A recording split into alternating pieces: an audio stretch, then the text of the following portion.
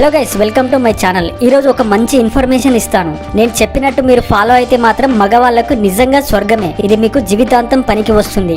స్త్రీ పురుష వశీకరణం చేయబడును. శ్రీ కనకదుర్గ భద్రకాళి జ్యోతిష్యాలయం. ఎటువంటి పర్సనల్ సమస్యలున్నా ఆ సమస్యలకు నివారణ చేయబడును. ముఖం చూసి చెయ్యి చూసి ఏ సమస్యలకైనా ఫోన్ ద్వారానే జ్యోతిష్యం చెప్పబడును. మా యొక్క బ్రాంచ్లు చాలానే ఉన్నాయి. ఈ కనిపిస్తున్న ఈ నెంబర్ కి కాల్ చేసి మీ యొక్క సమస్యలకు పరిష్కారం చేయించుకోండి. ఆ విషయం ఏమిటి అంటే, ప్రతి ఒక్క మగాడు ఆ పనిని స్త్రీ దగ్గర బాగా చేయాలనుకుంటాడు. కానీ కొందరు మాత్రమే స్త్రీ దగ్గర రాజులవుతారు. 10 మంది మగవాళ్ళలో కేవలం 3-4 మగవాళ్ళు మాత్రమే స్త్రీ దగ్గర రాజులు అవుతుంటే మిగతా 5-6 మంది మగవాళ్ళ పరిస్థితి ఏంటి? వాళ్ళు కూడా కరెక్ట్ టిప్స్ ని ఫాలో అయితే వాళ్ళు కూడా రాజులు అవుతారు. ఇప్పుడు చెప్పే ఈ వీడియోలలో అసలు స్త్రీ దగ్గర కరెక్ట్ గా ఆ పనిని ఎలా చేయాలి, ఎలాంటి టిప్స్ ఫాలో అయితే బాగుంటుంది అనే విషయం పూర్తిగా చెబుతాను. వీడియోని పూర్తిగా చూడండి, మీకు చాలా యూస్ఫుల్ అవుతుంది. మా ఛానల్ ని ఫస్ట్ టైం చూస్తున్నట్లయితే ఛానల్ ని సబ్స్క్రైబ్ చేసుకోండి. ఇలాంటి వీడియోస్ ఎల్లప్పుడూ వస్తూనే ఉంటాయి. ఇక మన కంటెంట్ లోకి వెళ్ళిపోదాం.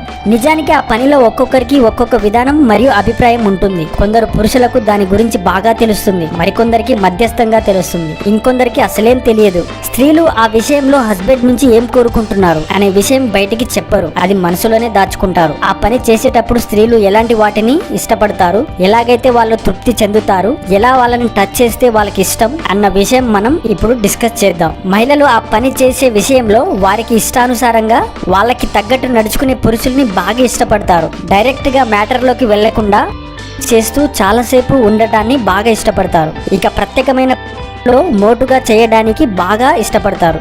అయితే ఇక్కడ ఒక విషయాన్ని గుర్తుంచుకోవాలి, ఇది అందరికీ అన్ని వేళలా సరిపోదు. అన్నిసార్లు రఫ్ గా చేయటాన్ని కూడా ఇష్టపడరు. మీరు అలా ఉద్రేకంతో వ్యవహరించే ముందు ఒకసారి ఆమె అనుమతి తీసుకోండి. తీసుకుంటే మంచిది. పడక గదిలో భార్యని పొగడాలి అన్న విషయాన్ని తప్పక గుర్తుపెట్టుకోవాలి. నువ్వు అందంగా ఉంటావు, నీతో ఉంటేనే చాలా ఆనందం, నువ్వు అందరికన్నా చాలా బాగుంటావు అని ఇలాంటి మాటలు మాట్లాడుతూ పొగడాలి. ఇలా చేస్తే ఆమెకు చాలా సంతోషాన్ని ఇస్తుంది. ఈ రోజులలో ఉద్యోగం చేయని మహిళలు లేరు. అలాంటప్పుడు మీ భార్య ఆఫీస్ నుంచి ఇంటికి రాగానే సర్ప్రైజ్ ప్లాన్ చేయండి. హాయిగా తనకు వెల్కమ్ చెప్పండి. అలా చెప్పి వీలైతే అక్కడే ఆ పనిని కానివ్వండి. అయితే ఇదంతా తన ఫీలింగ్స్ ని బట్టి, తను ఉన్న సిచ్యువేషన్ ని బట్టి అలా చెయ్యండి. అది అప్పటికప్పుడు కాకపోయినా రాత్రికి మీ బెడ్రూమ్ లో మెరుపులు మెరుస్తుంది. కాబట్టి ఇలాంటి విషయాన్ని స్త్రీలు తమ మనసులోనే దాచుకుంటూ ఉంటారు. అలాంటప్పుడు పురుషులు వారి అభిరుచులను, వారి ఇష్టాలను తెలుసుకొని ఇలా చేయడం మంచిది. ఏదేమైనా మనం మగవాళ్ళం, మనం ఎల్లప్పుడూ వాళ్ళ ఇష్టపరంగానే మనం వెళితే వాళ్ళు చాలా సంతోషంగా ఉంటారు.